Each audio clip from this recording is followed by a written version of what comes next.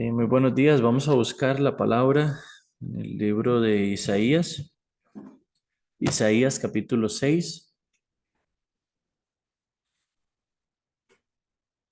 Vamos a buscar el libro de Isaías capítulo 6, del versículo 1 en adelante. Isaías capítulo 6, desde el versículo 1 en adelante, dice así: En el año que murió el rey Usías, vi yo al Señor sentado sobre un trono alto y sublime, y sus faldas llenaban el templo. Por encima de él había serafines. Cada uno tenía 6 alas, con 2 cubrían sus rostros, con 2 cubrían sus pies, y con 2 volaban. Y el uno al otro daba voces diciendo: Santo, Santo, Santo, Jehová de los ejércitos, toda la tierra está llena de su gloria. Y los quiciales de las puertas se estremecieron con la voz del que clamaba, y la casa se llenó de humo. Entonces dije: Ay de mí, que soy muerto, porque siendo hombre inmundo de labios y habitando en medio de pueblo que tiene labios inmundos, han visto mis ojos al Rey Jehová de los ejércitos. Y voló hacia mí uno de los serafines, teniendo en su mano un carbón encendido, tomado del altar con unas tenazas, y tocando con él sobre mi boca, dijo: He aquí que esto tocó tus labios, y es quitada tu culpa y limpio tu pecado. Después oí la voz del Señor que decía: ¿A quién enviaré? ¿Y quién irá por nosotros? Entonces respondí yo: heme aquí, envíame a mí. Hasta el versículo 8.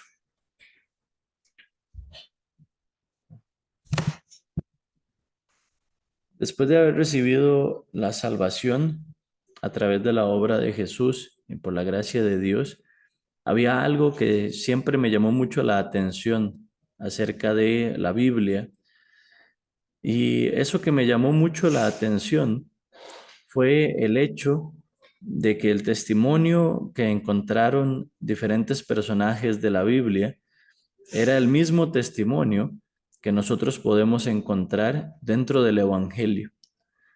Quiere decir que independientemente de que algo fuera antes o después de Cristo, el Evangelio siempre fue uno solo, siempre fue el mismo. El plan y la providencia de Dios, de principio a fin, siempre se basó en los mismos principios y siempre se alcanzó de la misma manera.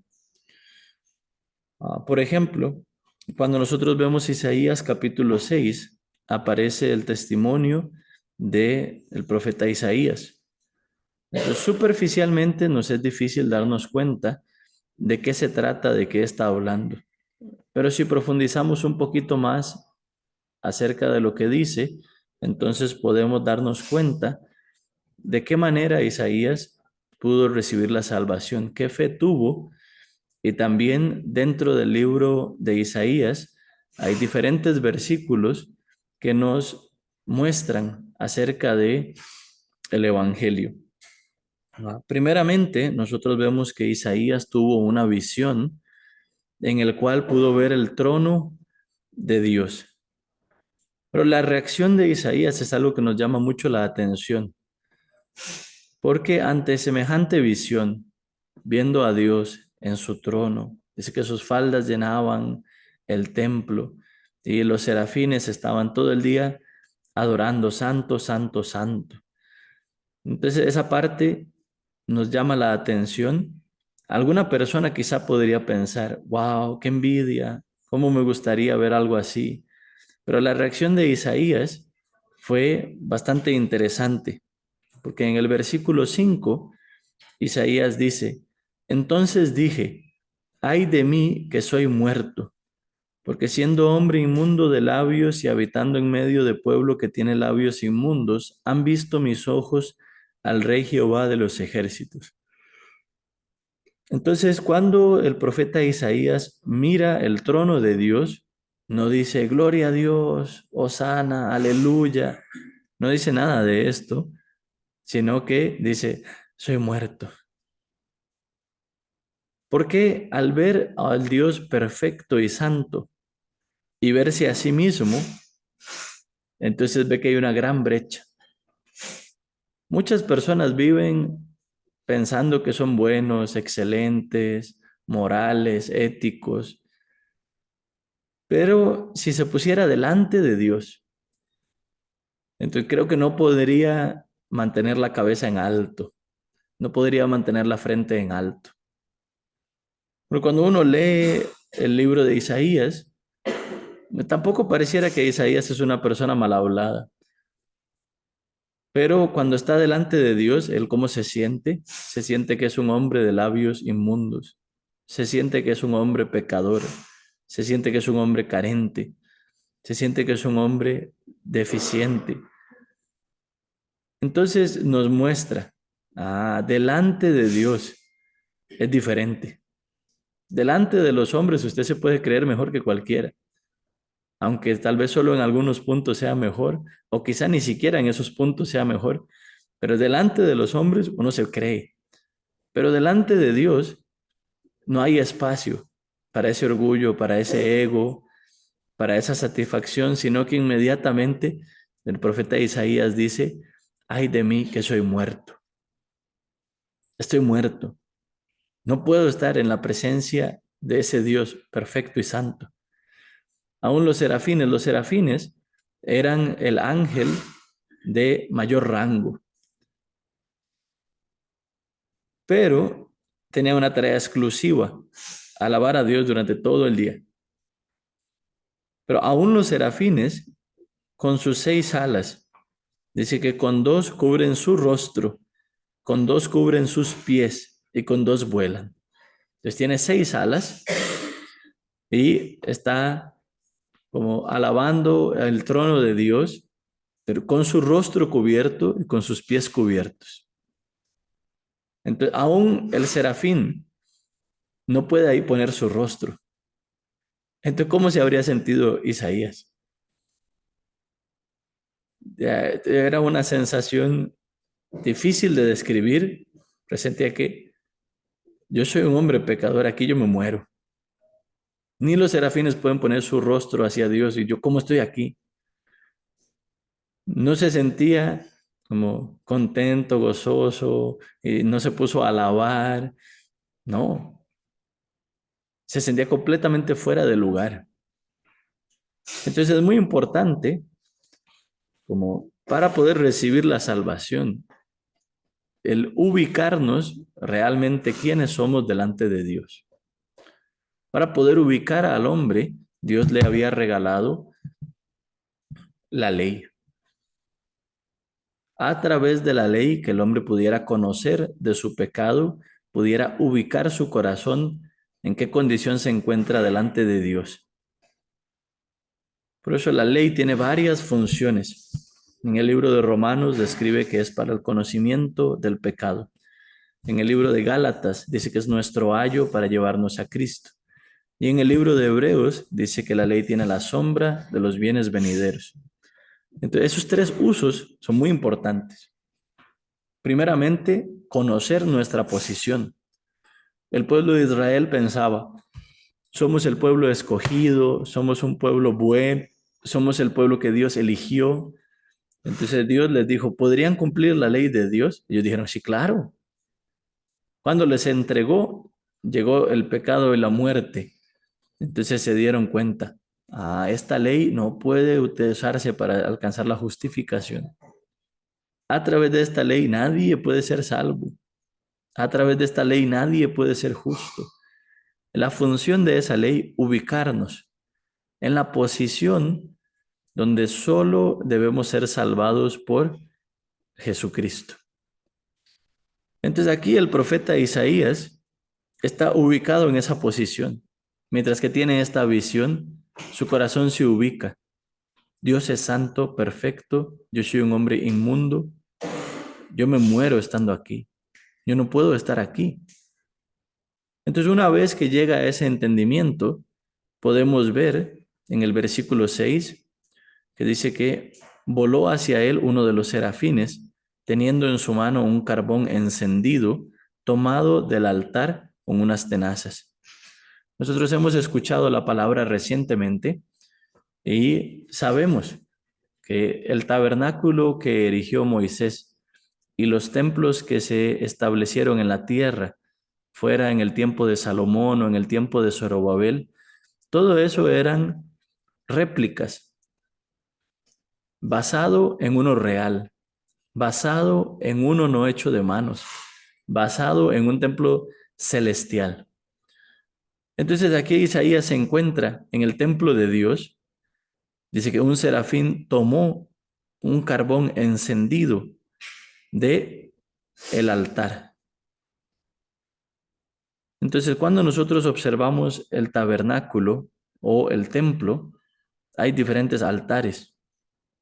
Pero el altar donde se encuentra el carbón es el altar de bronce, el altar del holocausto. El primero que se encuentra al entrar en el tabernáculo. Porque también está el altar de incienso. Pero en el altar de incienso se utilizaba el carbón del altar de bronce. Para quemar el incienso no se utilizaba otro carbón, sino que debía traerse el carbón del altar de bronce, del altar del holocausto.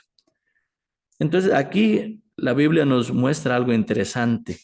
Dice que este serafín trajo en su mano un carbón encendido. Entonces, si el carbón está encendido, quiere decir que en ese altar se presentó un sacrificio. Porque si no, no tiene por qué estar encendido. Quiere decir que como se presentó un sacrificio en ese altar de bronce. Entonces, la Biblia nos está mostrando algo. Dios reveló a Isaías en el templo celestial se había de presentar un sacrificio. ¿Y qué sacrificio fue el que se presentó en el templo celestial? El sacrificio de Jesucristo. Jesucristo con su sangre pintó los cuernos del altar, salpicó su sangre en el lugar santísimo, en el propiciatorio. Entonces Dios le mostró al profeta Isaías, para un hombre pecador, para un hombre que merece la muerte, le necesita de un sacrificio que se va a presentar en el templo celestial. Entonces el profeta Isaías pudo creer. Un día va a llegar el Mesías, pero ese Mesías va a presentar un sacrificio perfecto por el pecado del mundo, un sacrificio que se presenta en la eternidad, cubre el pecado de todos nosotros. Por eso el versículo 7 dice, y tocando sobre él mi boca, dijo, he aquí que esto tocó tus labios y es quitada tu culpa y limpio tu pecado. Entonces Dios le muestra el evangelio. Isaías, ¿qué hizo para que se limpiara su pecado? Oró fervientemente, se arrepintió con lágrimas, se golpeó el pecho. No aparece que haya hecho nada de esto, sino que el ángel le presenta a través del sacrificio que se presenta en el templo, tu culpa es quitada, tu pecado es limpio. Entonces le está enseñando el evangelio. Entonces podemos ver cómo el evangelio es presentado al profeta Isaías. Primeramente le muestra quién es delante de Dios. Primeramente le muestra su condición. Soy un hombre vil, menospreciable, pecador, inmundo, impío. No puedo estar delante de Dios. No puedo estar aquí, delante de este trono. Pero a la vez, Dios le muestra que se hizo el sacrificio en el templo celestial, en el altar de bronce. Entonces, con ese carbón encendido, toca sus labios, el ángel, como le revela. Dice, he aquí que esto tocó tus labios y es quitada tu culpa y limpio tu pecado. Pero no es en sí que el ángel pueda revelar el evangelio, porque los ángeles no conocen el evangelio, anhelan conocer el evangelio. Pero más que esto quiere decir que el profeta Isaías recibió una revelación. Para que mi pecado sea limpio, para que mi culpa sea quitada, se presentó un sacrificio en este lugar santísimo. Se presentó un sacrificio en este templo celestial. No por mi obra, no por mi justicia, sino por la obra de Dios. Dios va a proveer un sacrificio para el templo celestial a través de su enviado, a través del Cristo, a través del Mesías. Pero tuvo la convicción. Entonces la fe de Isaías, la fe de nosotros no es diferente. Hay una diferencia en el tiempo. Él creyó en el Mesías que iba a ser enviado y iba a perdonar su pecado para siempre. Nosotros creemos en Jesucristo que ya vino y limpió el pecado una vez y para siempre y quitó el pecado del mundo. Entonces la fe es la misma. Solo hay una diferencia en el tiempo en que se cree. Pero es fascinante cómo la Biblia nos revela el Evangelio y cómo podemos creer en el mismo Evangelio que creyeron los profetas, que creyeron grandes personajes de la Biblia. No solo Isaías. David fue igual, Abraham fue igual, Abel fue igual. Cada personaje de la Biblia alcanzó el mismo testimonio que nosotros alcanzamos a través del Evangelio. Y vamos a ver un poco más en el libro de Isaías algunos versículos que nos hablan de el Evangelio. Primeramente, Isaías capítulo 7, el versículo 14.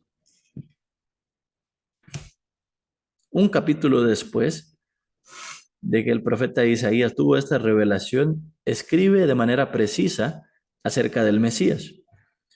Isaías capítulo 7, versículo 14 dice: Por tanto el Señor mismo os dará señal. He aquí que la Virgen concebirá y dará a luz un hijo y llamará su nombre Emmanuel. Emmanuel quiere decir Dios con nosotros. La única razón de que Dios no pueda estar con nosotros es el pecado. Por eso el hecho de que una virgen concebiría un hijo, dice que esa era la señal que Dios daría. Pero el nombre Dios con nosotros, porque a través de ese hijo expiar el pecado del mundo, quitar la separación, el muro de separación entre Dios y los hombres. Vamos a ver un poquito más.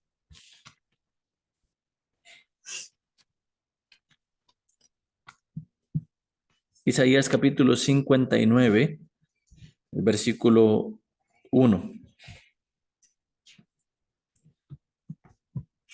Dice: He aquí que no se ha acortado la mano de Jehová para salvar, ni se ha agravado su oído para oír, pero vuestras iniquidades han hecho división entre vosotros y vuestro Dios, y vuestros pecados han hecho ocultar de vosotros su rostro para no oír. Entonces el profeta Isaías sabía qué es lo que hace la división entre Dios y el hombre. Es el pecado. No es que Dios no quiera salvar, no es que Dios no quiera oír, pero el pecado es un gran muro que divide a Dios y a los hombres.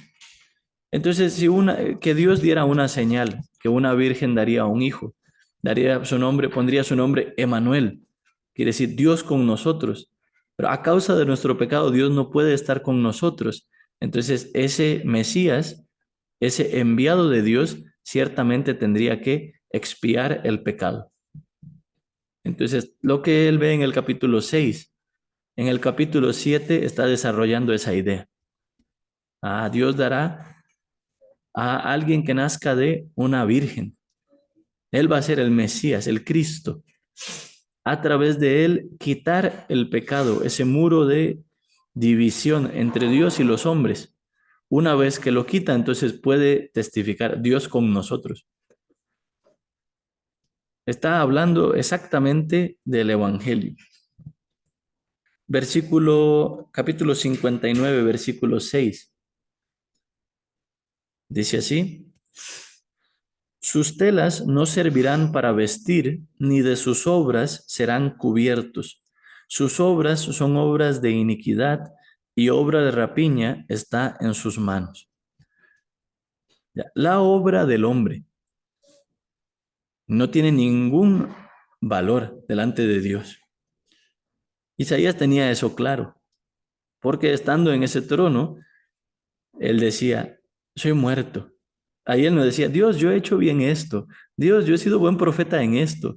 Dios, yo he anunciado su palabra de esta manera. Reconózcame mis buenas obras. Yo fui mucho a la iglesia, yo diezmé, yo ofrendé, yo ayuné. Pero tenía un concepto muy claro. Dice, sus telas no servirán para vestir, ni de sus obras serán cubiertos. En muchas ocasiones, en muchas partes de la Biblia nos muestra la justicia del hombre comparado con la vestimenta. Por eso aquí dice, sus telas no servirán para vestir, ni de sus obras serán cubiertos. Si viéramos las obras de justicia del hombre como ropa, dice que eso no le cubre, no le tapa, no es suficiente, porque son obras de iniquidad. El capítulo 64, el versículo 6, habla de lo mismo. Dice, si bien todos nosotros somos como suciedad, y todas nuestras justicias como trapo de inmundicia, y caímos todos nosotros como la hoja, y nuestras maldades nos llevaron como viento. Aquí dice, todos nosotros somos como suciedad. A las personas no les gusta decir esto, aunque es la palabra de Dios, pero golpea el corazón, porque se encuentra el ego, el orgullo. No quiere decir yo soy suciedad, quiere darse un mejor trato. Pero es la palabra de Dios nos enseña. Dice, todos nosotros somos como suciedad, todas nuestras justicias como trapo de inmundicia. Lo más correcto, lo más razonable del hombre es un trapo de inmundicia. Cuando yo leía esa palabra al principio, pensaba, un trapo de inmundicia, como esos trapos que uno usa para limpiar el piso. Por más que le lave al tiempo, ya no se queda blanco, siempre se queda sucio.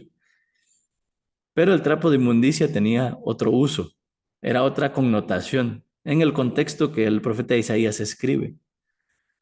Y ese trapo era una especie de mantilla que utilizaban las mujeres durante su periodo. Entonces, según la ley de Israel, cuando una mujer tenía su periodo, entonces durante 7 días era inmunda. Y todo lo que tocaba era inmundo y cualquier lugar donde se sentara era inmundo. Entonces ese trapo, esa mantilla, cada mes un tiempo utiliza, se ensucia, luego lo lava, pero queda inmundo. Entonces lo que toca también se contamina, también es inmundo. Entonces, cuando Dios ve la justicia del hombre, parece que un tiempo está marchando bien, luego se ensucia completamente. Luego queda al punto de ensuciar lo que toque. Y luego eso otra vez se lava. Parece que está limpio y luego otra vez se ensucia. Entonces la justicia del hombre es así. Un tiempo se construye, pero eso se derrumba. Constantemente se derrumba esa justicia. Otra vez se construye, voy a hacer bien, voy a tratar, voy a forzarme. Falla, otra vez se derrumba toda esa justicia. Así no puede tener una justicia que pueda presentarse delante de Dios. Por eso es muy importante conocer sobre esta parte. El profeta Isaías no pudo presentar ninguna justicia, sino que simplemente dijo, ay de mí que soy muerto. Soy inmundo. Aquí no hay nada que yo pueda presentar. Aquí no hay nada que yo pueda decir que hice bien. Entonces se ubica en una posición. Con mi justicia no se puede. Yo necesito la gracia. Necesito la misericordia. Necesita ser revestido por Dios. Entonces el capítulo 61,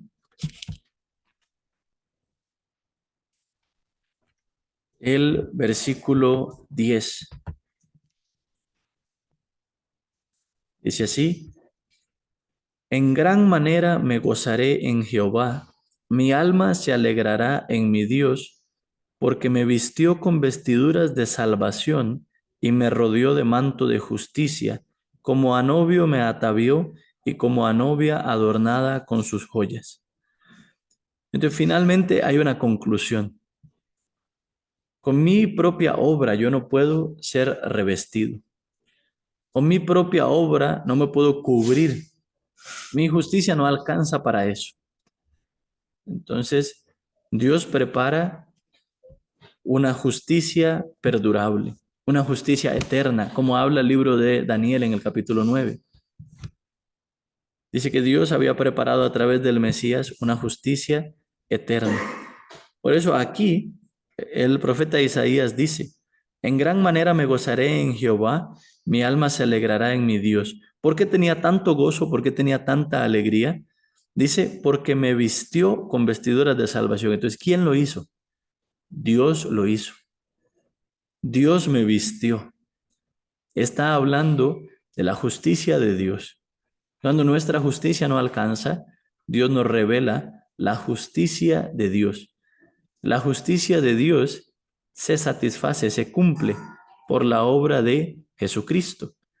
El Mesías, el Cristo, el enviado, el ungido de Dios, debía ser quien cumpliera para regalarnos la justicia.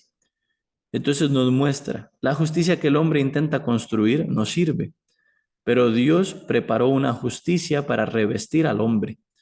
Por eso aquí dice, eso era un motivo de gozo y alegría en el corazón. Dice, me vistió con vestiduras de salvación.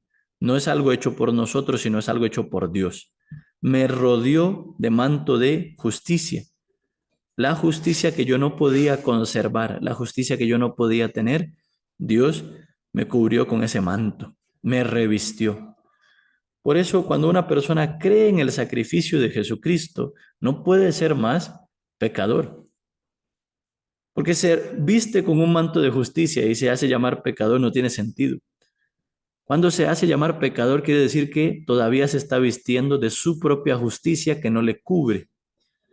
Pero cuando es revestido por Dios, puede dar fe.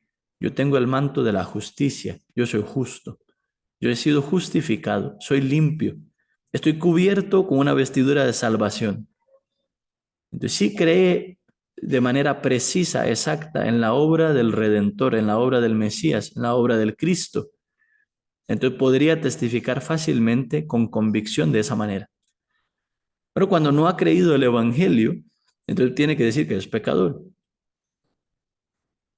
Porque todavía está tratando de cubrirse de su propia obra. Todavía está tratando de cubrirse de sus propias buenas acciones. Nunca siente que está cubierto. Pero debe ser revestido por Dios a través de la fe. Entonces recibe una vestidura de salvación, un manto de justicia. Por eso es fascinante mientras leemos el libro de Isaías. En cada momento nos está hablando del Evangelio. Cada momento nos está mostrando los fundamentos del Evangelio. Pero aquí también aparece como el problema principal para poder recibir esta justificación, esta redención a través de la fe. En Isaías 55, el versículo 7, dice, deje el impío su camino y el hombre inicuo sus pensamientos y vuélvase a Jehová, el cual tendrá él misericordia, y al Dios nuestro, el cual será amplio en perdonar. Para que el hombre pueda recibir esa justicia de Dios, Dios, ¿qué le pide? Abandone su camino, abandone su pensamiento. Porque mientras que tenga su propio pensamiento, no puede recibir la palabra de Dios. Aunque Dios tenga la justicia para regalársela, pero mientras que su pensamiento y su camino están bien firmes, bien establecidos, no puede establecer el camino y la palabra de Dios. Es un contraste. Nuestro pensamiento se opone a la palabra de Dios. Pero si desechamos nuestro pensamiento, la palabra de Dios firmemente se establece en nuestro corazón. El profeta Isaías también comprendió sobre esa parte. Por eso, a través del libro de Isaías vemos de manera integral cómo se expresa el Evangelio, cómo se expresa el mensaje de la Biblia. Es algo fascinante. Y que ese Evangelio haya llegado hasta nosotros, eso es aún más fascinante.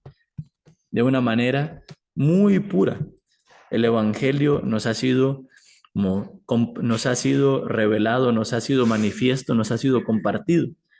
Por eso espero que todos también. El profeta Isaías en el capítulo 6, después de tener la revelación del Evangelio, escucha una palabra. Esta palabra era, en el versículo 8 dice, después oí la voz del Señor que decía, ¿a quién enviaré? ¿Y quién irá por nosotros? Entonces respondí, yo, heme aquí, envíame a mí. Creo que desde ese momento el profeta Isaías empezó a repetir, un alma más. Después de decir en ese trono, envíame a mí. Todos somos enviados a anunciar este evangelio.